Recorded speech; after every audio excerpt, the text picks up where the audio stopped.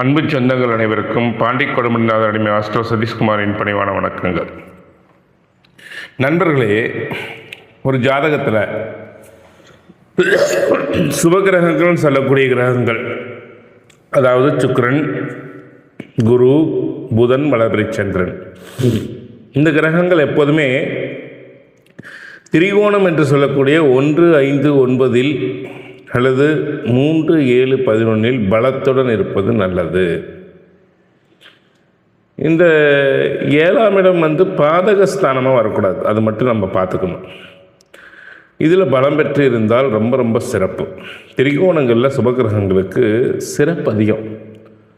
அதுபோல் பாவகிரகங்கள் என்று சொல்லக்கூடிய சனி, ராகு, செவ்வாய், சூரியன், இந்த கிரகங்கள் எப்போதுமே இரட்டைப்படை ராசி என்று சொல்லக்கூடிய 2ஆம் இடம், அதுக்கு அடுத்தது 2ஆம் இடம் கூட மத்தியமந்தான், 4, 10 இந்த பாவகிரகங்களுக்கு வர்றது ரொம்ப சிறப்பு. 4, 10 ஒரு நல்ல பலத்தை கொடுக்கணும், ஆனால் சுபத்தன்மை பெற்றிருக்கணும். இந்த 4, 10 வரக்கூடிய இந்த பாவகிரகங்கள் ஏதாவது ஒரு சுபகிரகத்தினுடைய பார்வையோ சுபகிரகத்தினுடைய தன்மையோ பெறணும். ஏன்னா இந்த பாவகிரகங்களுடைய தன்மை என்ன கேட்டிங்கன்னா, ஒன்று ராஜச குணமாக இருக்கும், இல்லை தாமச குணமாக இருக்கும்.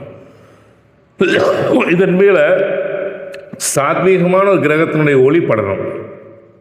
சாத்வீகமான ஒரு கிரகத்தினுடைய ஒளி இதன் மேலே படணும். அப்படி படும் பொழுது, இல்லை சாத்வீக கிரகங்களுடைய வீடு 4, 10 அமைஞ்சு இங்கே அந்த கிரகங்கள் இருப்பது மிக மிக சிறப்பான யோகத்தை ஜாதகத்தில் செய்யும். கேந்திரங்களில் 1, 4, 7, 10 சொல்கிறான். இந்த 1, 4 லக்னத்தில் இருக்கக்கூடாது. லக்னத்தில் சுபகிரகங்கள் இருக்கிறது தான் சிறப்பு. அதுக்கப்புறம் 4, 10 ரொம்ப ரொம்ப சிறப்பு. 7ஆம் இடம் பாதகஸ்தானமாக வரக்கூடாது. 7ஆம் இடத்துல ஏன்னா அது கலத்திரஸ்தானமாகுது. புரியுதுங்களா?